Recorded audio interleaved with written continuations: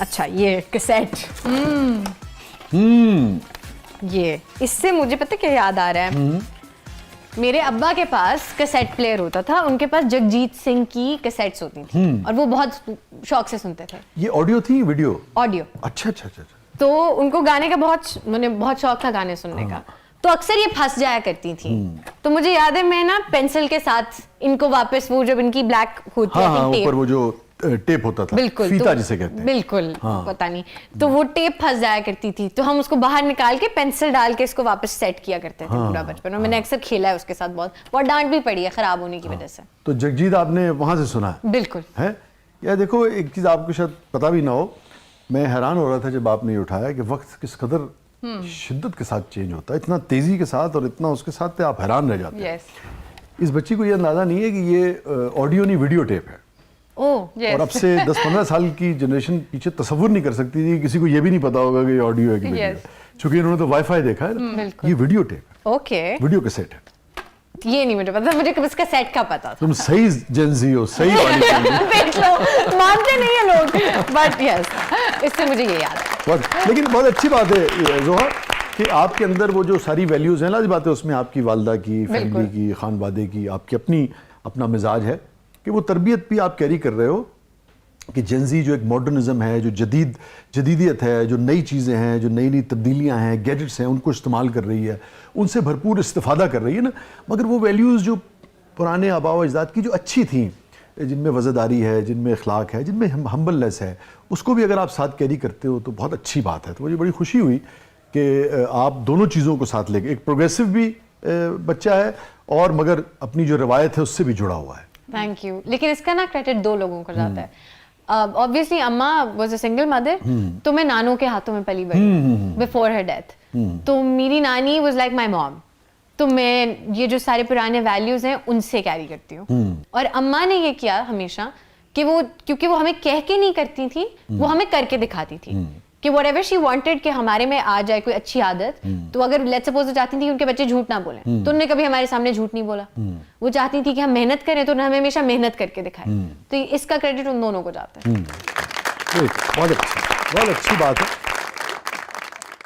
जो मैं यहाँ ये जरूर कहना चाहूँगा कि देखो, जैसे जब आबो हवा असर करती है ना पौधे के ऊपर, आबो हवा असर करती है, ज़मीन असर करती है, ये जो बैरूनी चीज़ें हैं ना, जिसको तरबियत कहते हैं, वहाँ उसका अपना जो बीज है, अपनी जो सलाहियत है ना, उसको भी बहुत क्रेडिट जाता है ना। तो मैं समझता हूँ आपका अपना भी, अपनी शख्सियत का भी है, क्योंकि आपके सामने बहुत सारी बच्चों के सामने चीज़ें होती हैं ना। एक तरफ आग होती है, एक तरफ नूर होता है, एक तरफ खाई होती है, एक तरफ नखलिस्तान होता है। ये आपके मिजाज पे भी होता है कि आप किधर जाना चाहते हैं ना।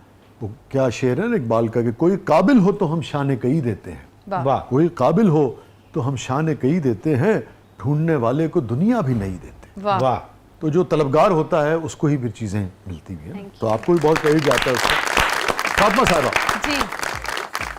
अच्छा, ये जी उससे जो जहाज ऊपर जाता है ना, उधर कबूतर छड़ देंगे।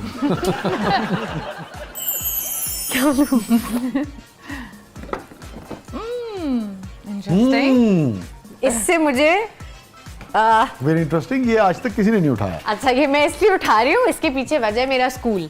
हाँ, हमारा स्कूल, अगर आप गंदे जूते पहन के जाते थे, ये कॉन्वेंट में तो ये तो वो हमें, तो मैंने अपनी नदामत में बचपन में एक दफा कह दिया कि वो मेरी मेड ने मेरे जूते साफ नहीं किए। तो क्या हुआ कि मेरी टीचर ने कहा अच्छा, उन्होंने हमारी आयाबाजी से कहा बेटे ब्रश लाएं। उन्होंने मुझे ब्रश ला के दिया और वो इसी तरह का था, और साथ उन्होंने मुझे पॉलिश दी। और मैंने फिर ग्राउंड में बैठ के अपने जूते साफ किए, और फिर मुझे इस चीज़ की इजाज़त मिली कि मैं क्लास में जाऊँ। और उस दिन मुझे इस चीज़ की रियलाइजेशन हुई कि इंसान को हर काम करना आना चाहिए और किसी पे डिपेंडेंसी नहीं होनी चाहिए। दुरुस्त बात। और ये आप देखें कॉन्वेंट वगैरह का इनका एक कमाल था, ये बच्चों की तालीम के साथ साथ तरबियत, उनकी ग्रूमिंग, उनकी नशिस्त व बर्खास्त, उठना बैठना चलना, कॉन्वेंट में तो बहुत ज़्यादा बच्चों को इस पर तवज्जो दी जाती है। तो ये बड़ा क्रेडिट है, और मैं समझता हूँ इन इदारों का भी, ख़ास तौर पे जिस इदारे की आप बात कर रही हैं, और आपका भी है कि आपको याद है ना। मैं नहीं भूल सकती। हाँ, उस दिन के बाद से मैंने कभी खुद को रीजन नहीं दिया, कोई ऐसी चीज नहीं, मैंने किसी के ऊपर डिपेंडेंसी की रीजन नहीं दी, क्योंकि मुझे पता था कि कभी भी जूते साफ करने पड़ सकते हैं। वाह, बहुत अच्छी। अब बुरश दिखाना ही जरा, देख रहे हो मुर्शिद, इन्होंने जुत्ती साफ की थी ना, साढ़े लाख च बहुत बच्चे जो असी नंगी अम्मी कपड़े धोने, तू ना पा गई ठा बचा मर गया। नाज़रीन स्टे विद अस, कहीं नहीं जाइएगा। छोटे से वक्फे के बाद वापस आते हैं। हमारे साथ मौजूद हैं भाई जोहा तौकीर साहिबा। प्रोग्राम के अगले मरले में आपके लिए बहुत कुछ है। आप देख रहे हैं जबरदस्त।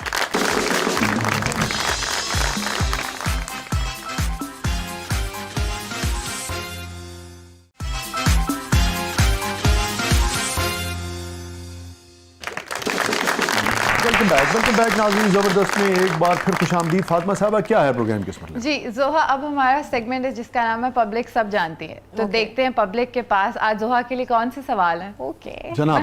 अच्छा ਇਹੋ ਜੀ ਕੁੜੀ ਸਾਹਮਣੇ ਕੋਈ ਸ਼ਵਾਰਮਾ ਬੰਦ ਕਰੇ ਨਾ तो रोन लग पे। एक मिनट ਮੈਨੂੰ ਮੂੰਹ ਵੇਖ ਲੈਂਦੇ। आप ऐसे फूडी हैं?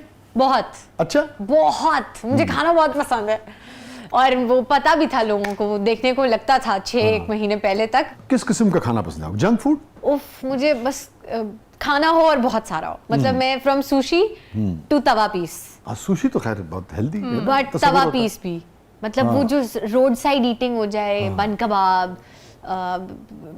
टकाटक, कटाकट जिसे अक्सर कहा जाता है, और वो सब एनीथिंग, बस खाना हो। ठीक है नाज़रीन, प्रोग्राम खत्म हुआ, हम जरा हम जरा खाना खाने जा रहे हैं।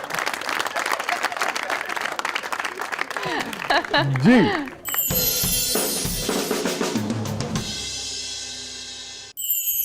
मेरा आपसे ये सवाल है कि आपको शादी के कितने प्रपोजल आए हैं, और शादी आप अपनी मर्जी से करेंगे या अपने पेरेंट्स की मर्जी से करेंगे?